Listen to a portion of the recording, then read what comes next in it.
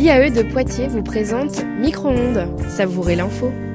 Bonjour et bienvenue sur Micro-ondes, le podcast d'information de l'Institut d'administration des entreprises.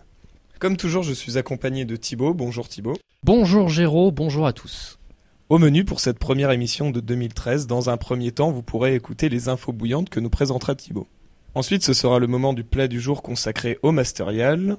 On continuera avec la rubrique « Qu'est-ce qui se mijote à Poitiers ?»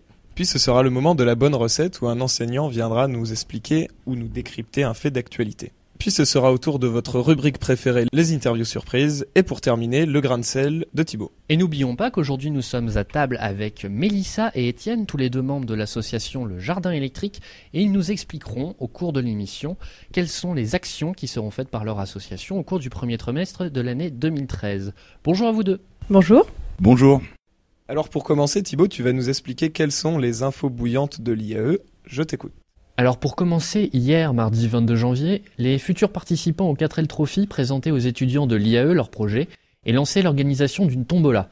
Vous pouvez dès à présent et jusqu'à lundi prochain, le 28 janvier, acheter vos tickets dans l'espoir de gagner des places pour le Futuroscope, des places de cinéma ou des souvenirs du 4L Trophy. Les résultats seront disponibles la semaine suivante, le mardi 29, avec tirage à 12h15. Pour renforcer leurs actions, l'équipe s'occupe également d'une collecte de denrées non périssables à destination de la Croix-Rouge. Grâce à eux, vous savez enfin quoi faire des 3 paquets de coquillettes qui traînent au fond de votre placard depuis des mois. Ensuite, le réseau des IAE organise cette année un concours vidéo à destination des étudiants. Le défi consiste en la réalisation d'une courte vidéo d'environ 4 minutes sur le thème « Je fais l'IAE ». Plus d'informations sur le site réseau-iae.org. À mon humble avis, les parodies de brèves vont pleuvoir.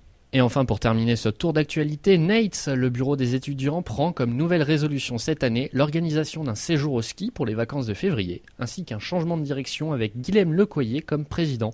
Toutes nos félicitations à lui.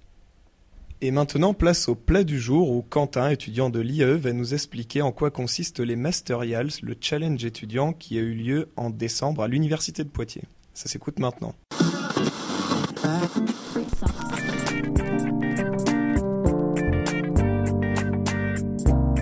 Le plat du jour. Bonjour Quentin, dans quelle promo es-tu ? Bonjour, alors moi je suis en Master 1 Stratégie et Marketing, donc à l'IAE de Poitiers.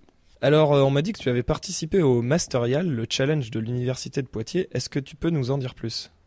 Oui bien sûr, donc en fait les Masterials c'était un concours de projet donc qui a été organisé cette année pour la première fois.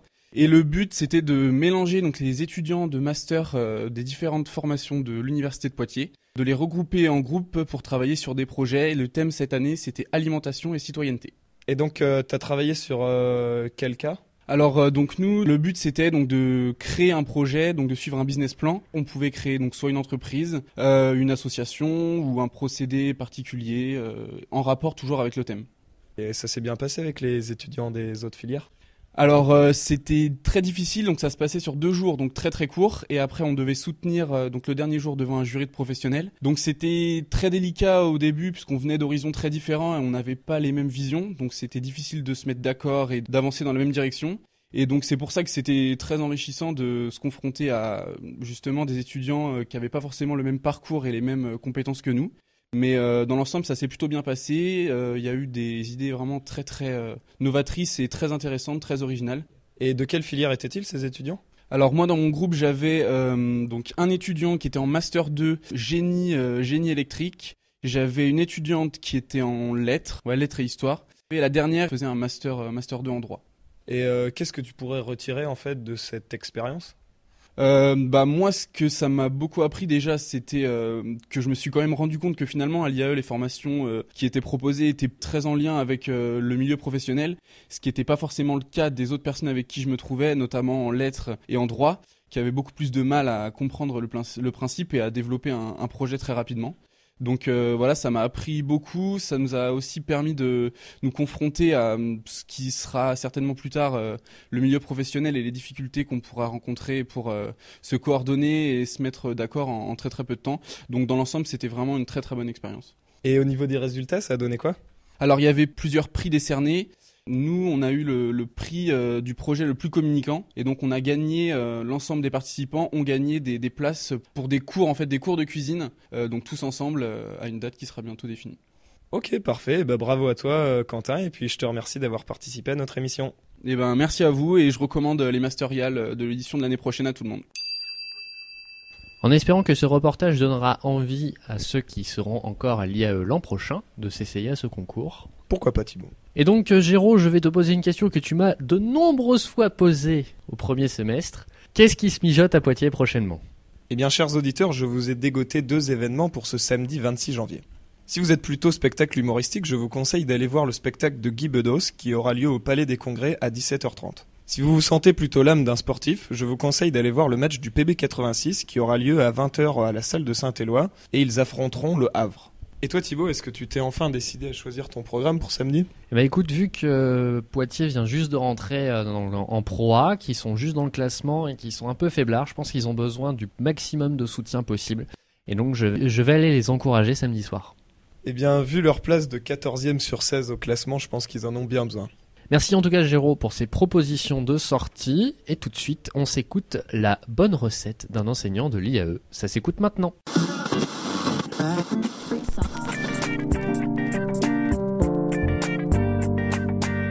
Quelle est la bonne recette? Alors, chers auditeurs, je suis accompagné de Monsieur Motet, qui est prof d'économie à l'IAE de Poitiers. Donc, nous allons parler d'un cas assez intéressant. Début janvier, l'entreprise Whitehaven Coal, une entreprise minière d'Australie, a été victime d'un faux communiqué de presse par un activiste écologique. Et ce communiqué de presse a eu pour effet de créer une perte au niveau boursier de l'entreprise d'environ 9%, soit une somme que l'on pourrait évaluer à 314 millions de dollars.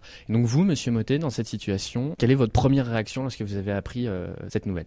Déjà, ce que je trouve intéressant, c'est de voir qu'un individu isolé ou quasiment dans son garage avec un ordinateur et Internet ait réussi à provoquer une telle réaction sur les marchés. Alors évidemment, c'est pas une perte nette parce qu'en fait, les 300 millions de dollars, ça représente juste la valeur en bourse de l'entreprise qui a donc subi une baisse de près de 10%. Donc c'est pas une perte d'exploitation, c'est juste une baisse de sa capitalisation boursière. Une baisse en plus qui a été ponctuelle puisque quelques jours après, les cours de l'action sont remontés et sont revenus à peu près au niveau d'avant l'Atlantox. Mais ce qui est intéressant, c'est ça, c'est cette espèce de disparité entre d'un côté un communiqué de presse a priori sans grande importance et puis les conséquences que ça a pu avoir en termes à la fois financiers et de communication sur les cours de cette entreprise. Est-ce qu'il y a déjà eu des précédents notables d'affaires similaires ? Alors moi, que ça m'a rappelé, mais j'ai pas la date exacte, mais je me rappelle qu'il y avait eu une affaire il y a 6 ou 7 ans, assez longtemps. C'était une affaire où je crois que c'était un étudiant qui avait fait croire sur les réseaux sociaux, où il avait lancé une rumeur, mais c'était vraiment, pour le coup, c'était pas fait exprès, c'était juste pour rire entre guillemets, mais c'était plutôt de mauvais goût. Il avait fait croire que Steve Jobs était mort. Et l'action Apple s'était effondrée de plus de 10 ou 15% dans la journée. Et puis évidemment, tout le monde s'était rendu compte que c'était pas vrai, et donc l'action était remontée. Mais là aussi, on voit bien comment une simple information, du moment qu'elle est crédible et qu'elle joue un peu sur l'inquiétude des marchés, peut tout de suite se refléter dans les cours de l'action avec des conséquences tout à fait surprenantes. Donc est-ce à dire que les marchés financiers sont réellement sensibles à l'information et à toute information qui pourrait circuler ? Oui, finalement, le prix d'une action, il reflète surtout ce que vous pensez être la bonne santé de l'entreprise. Et donc, qu'est-ce qui détermine le prix et l'évolution du cours d'une action ?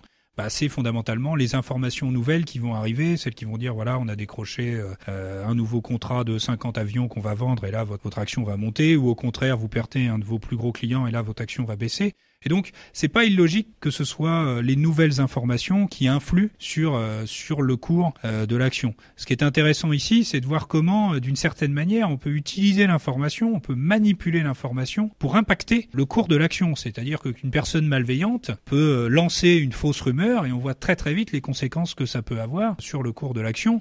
On peut imaginer que des entreprises concurrentes pourraient se livrer à ce genre de petites manipulations, puisqu'on voit que finalement c'est pas quelque chose de très difficile. Encore une fois, il suffit de lancer quelque chose qui est crédible et qui joue un peu sur les angoisses du marché à un moment donné.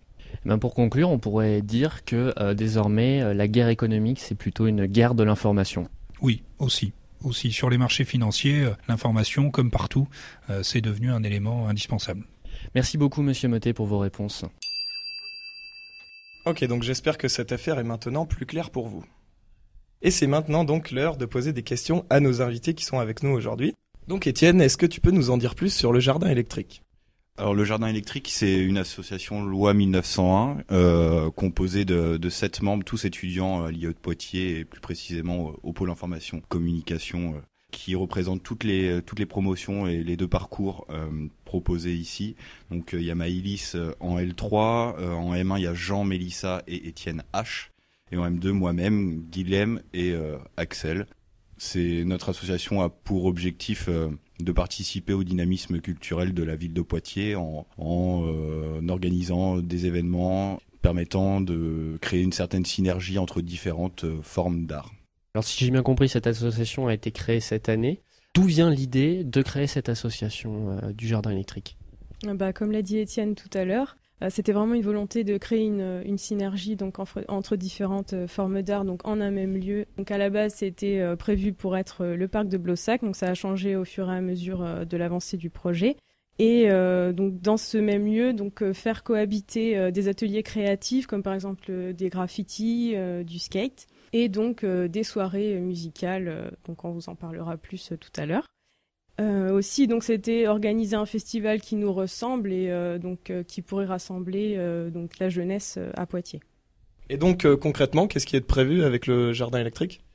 Donc très prochainement, en fait, dès le 26 janvier prochain, on vous donne tous rendez-vous au Confort Moderne dans le cadre du week-end électronique et en ouverture de la soirée de clôture, la soirée Culture Club. Nous avons été invités par le Confort Moderne à organiser une iPod Battle, une animation en fait participative. En première partie, des artistes qui vont se produire ensuite, tels Sinjin Ho ou encore Bambounou. Donc il y a une affiche vraiment intéressante d'envergure nationale. Cette iPod Battle se déroulera en 2 manches. C'est la première manche qualificative qui aura lieu le 26 janvier au Confort Moderne. Les 4 premiers participants à l'issue de ces qualifications seront directement qualifiés pour la grande finale qui aura lieu le 7 février prochain au Météo à l'occasion de l'annonce officielle de la programmation définitive du festival qui aura lieu, lui, les 15 et 16 mars. Eh bien moi en tout cas je suis un fan de la première heure du Jardin électrique et Mélissa, est-ce que tu sais où est-ce qu'on peut se tenir au courant de toutes vos actualités ? Oui, bien sûr. Donc on a une page Facebook qui s'appelle le Jardin électrique, donc vous pouvez accéder via Facebook tout simplement, et le site internet qui s'appelle lejardinélectrique.fr. D'accord, ok, je te remercie. En tout cas, chers auditeurs, le rendez-vous est pris pour le 26 janvier au Confort Moderne. Merci beaucoup à vous deux d'avoir répondu à nos questions. Et tout de suite, on enchaîne avec, comme tu l'as dit en début, votre rubrique préférée, les interviews surprises, notre célèbre micro-trottoir. Ça s'écoute maintenant.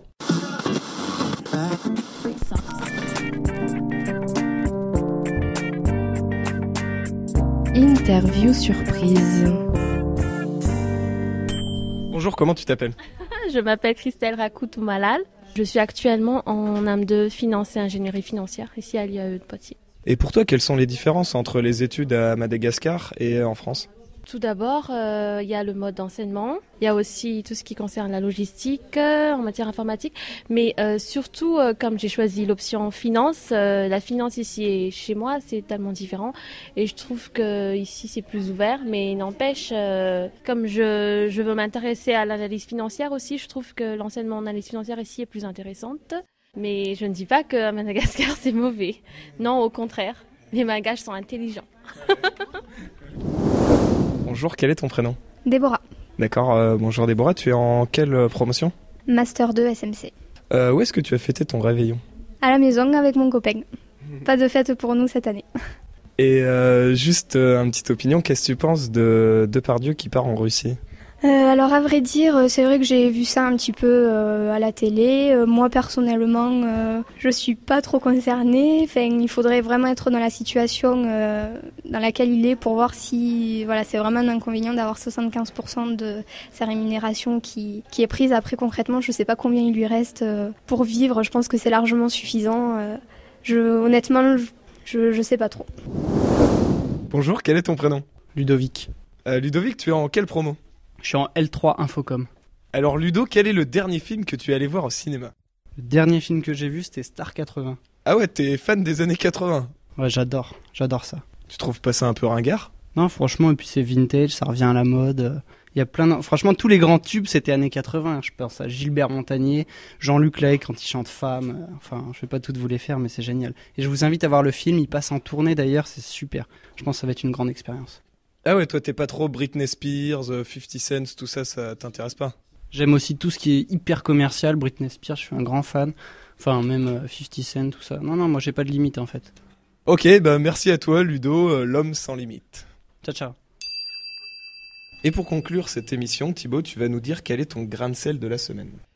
Bah mon grain de sel, il est bien simple, Géraud. Je suis déçu. Déçu car, contrairement à toutes les prophéties, à tous les calculs, à toutes les annonces, nous avons survécu à la fin du monde. Pire, au final, l'événement majeur du 21 décembre 2012, c'était que la fin du monde n'avait pas lieu. Alors pourquoi suis-je déçu ? Déjà, je suis triste pour tous ces journalistes qui ont fait du papier sur un sujet aussi brûlant à l'approche de la date fatidique pour finalement pas grand-chose. Je suis triste pour tous ces reporters qui ont campé la nuit du 21 dans le village perdu de Bugarak pour assister aux promesses de fanatiques sectaires et paranoïaques. Je suis triste pour tous ces businessmen de l'apocalypse qui ont surfé sur la tendance pour vendre bunkers et autres rations de survie à des gens crédules et influençables et qui désormais ne seront considérés que comme des charlatans. Je suis aussi triste pour Roland Emmerich qui, en plus d'avoir fait un film aussi grandiloquent que raté, n'aura pas su prophétiser une catastrophe attendue au travers de son blockbuster hollywoodien. Bon, je suis triste, enfin, pour tous les futurs manuels d'histoire dans lesquels la date du 21 décembre 2012 n'apparaîtra sûrement jamais, sauf pour dire que, oui, la fin du monde n'a pas eu lieu. L'humanité a donc survécu à la fin du monde, mais un grand nombre n'aura pas survécu à leur crédulité ou leur appât du gain. Point positif ceci dit, les fêtes de fin d'année se sont déroulées normalement, comme chaque année, et la seule apocalypse notable a dû se traduire en maux de tête et maux de foi pour certains. Eh bien merci Thibaut pour ce petit point de vue sur cette apocalypse qui donc malheureusement n'a pas eu lieu. Chers auditeurs, il est désormais l'heure de nous quitter, alors vous pourrez nous retrouver exceptionnellement la semaine prochaine, et en attendant n'oubliez pas de venir checker nos actualités sur Facebook. Rendez-vous donc le 30 janvier à 18h comme d'habitude, ciao ciao. Salut à tous.